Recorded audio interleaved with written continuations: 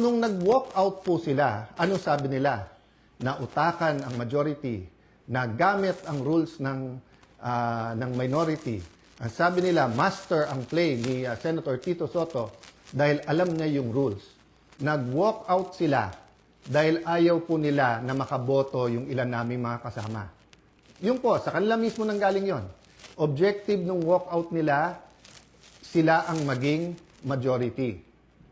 So ngayon naman po na walang quorum at walang session yesterday and today, may kasamang mga protesta yon. Protest against a puppet Senate na gusto nila.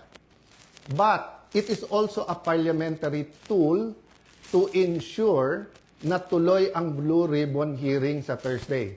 Ulitin ko po ha, ginamit nila yung parliamentary tool na walkout para po hindi matuloy ang pag-change ng rules.